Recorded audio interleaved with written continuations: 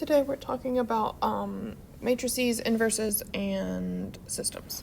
So to define a system of non-homogeneous linear equations, we have two linear equations with the same variables, like this: a1x plus b1y equals k1, a2x plus b2y equals k2.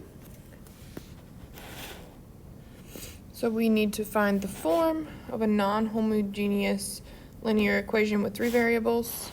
So if we have three variables, we have ax plus by plus cz equals k, where k is your constant, and k1 and k2 and number 1 is also your constant. So there's a couple different ways to solve systems of linear equations. You can use matrices. We've done them without matrices. So you would take matrix A and multiply by x, and you would get B. So to find x, you would take the inverse of A and multiply it by B. Or you could use Cramer's rule.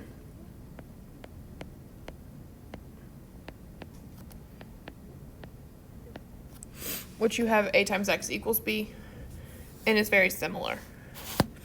So what does x equals A times A to the inverse times B imply?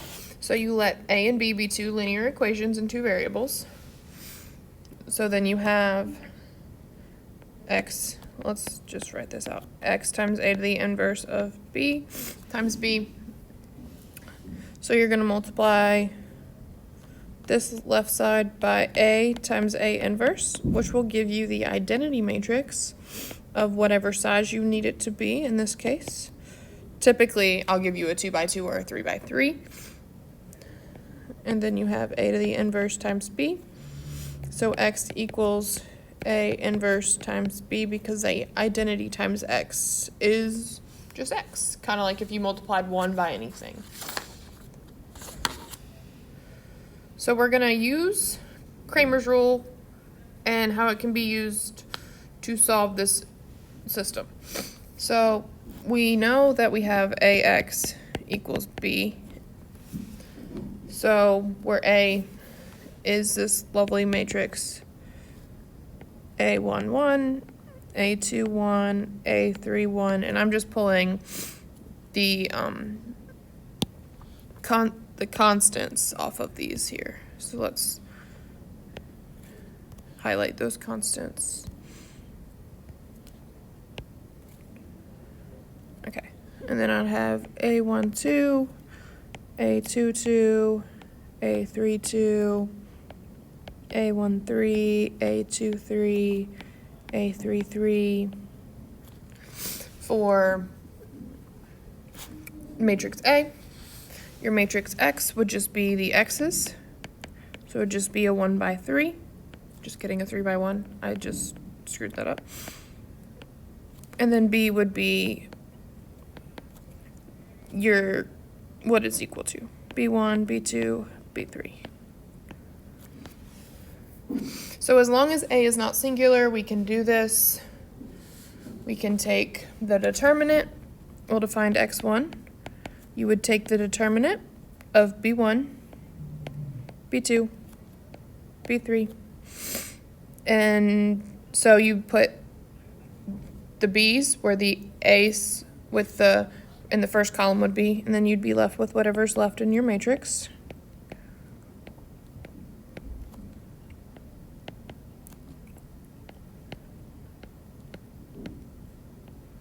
So you take that determinant and you divide it by the determinant of that thing, of A.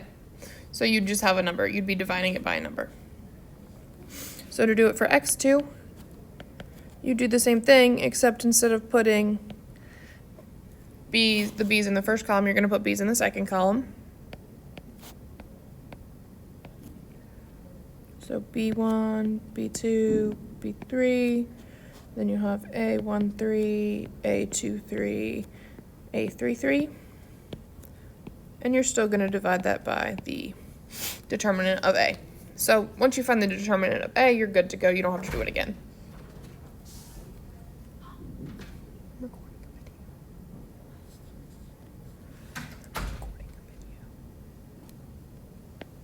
And to find x3, you're going to take and put the b's where in the third column.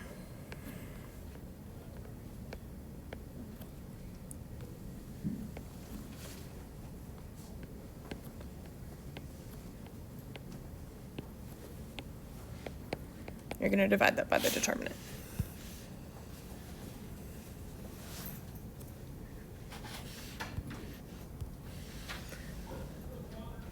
So you're going to express the equation below in its matrix form. We've done this before. So you're going to take the coefficients of the x's and the y's and put them in a matrix. Then you're going to take x and y and put them in a matrix. And then you're going to take the equals and put them in a matrix. We've done that before. So that should be pretty easy and self-explanatory. So for 7, we are going to solve the system using a matrix approach. So you're going to take the matrix A, and this is just going to be a 2 by 2 matrix. So this is A. You're going to multiply it by x and y because those are your variables. It's going to be equal to 10 times 5. 10, 5, not 10 times 5. And that's your B. So this is x, and that's B. So AX times B. So to find, remember we had AX equals B. So to find x, we got to take the inverse of A and multiply it by B. So we got to find the inverse of A.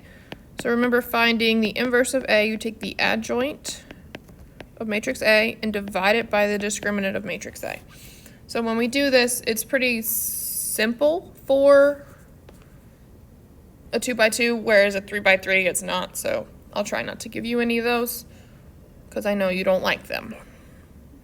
So to find the adjoint of A, so your adjoint of A, you remember you take and switch where A and D are, so -2 and 2, and you make the ones on the other diagonal negative. If they're already negative, they become positive. So we have -2, 3, -3, and 2 as our adjoint. And to find our determinant, not discriminant, you're going to take and cross multiply. So 2 times -2 minus 3 times -3. And when you do that, you get 5. So that's not 0, so A is not a singular matrix, so yes, we can find the inverse. So you're going to take the adjoint. A inverse is equal to 1/5 times the adjoint. You could take and divide everything by 5, but since it doesn't work very nicely, we're not going to worry too much about that at this moment. So we are going to use this now. So we're going to take this inverse, so 1/5 times -2, -3, 3, and 2, and multiply it by B, which is 10, 5, which will give us 1/5 times -5, -20 when you multiply them, because I didn't multiply by the 1/5. I just did -2 times 10 plus 3 times 5, and then this one times that one. And then when you multiply 1/5 times both of those or divide them both by 5, you get -1 and -4. So your solutions, x is -1 and y is -4. So that's what I would be looking for. Or you could write them as an ordered pair since it is an x and a y. So we are going to solve this system of equations using Cramer's rule now, which is a little bit different than using the matrix approach. So we have matrix A still, 2, 3, 1, and -1. And B is 10 and -5. So we still want to find the determinant of A, which will be 2 times -1 minus 3 times 1, which will give me -5. So now I want to find x, we want to take the determinant of where we replace B with the first column, so 10, -5, and 3, negative 1, over negative 5. And to find y, we're going to take the determinant and replace b with the second column. And divide by negative 5. Okay, so we are going to take the determinant of the numerator in this case. So negative 10 minus negative 15 over negative 5. So negative 10 plus 15 is 5, and we're dividing by negative 5. Gives me a negative 1. And then we got to do this for y. So 2 times negative 5 is negative 10 minus 10 divided by negative 5. Negative 10 minus 10 is negative 20, divide by negative 5, and you get 4. So negative 1 and 4 is your solutions.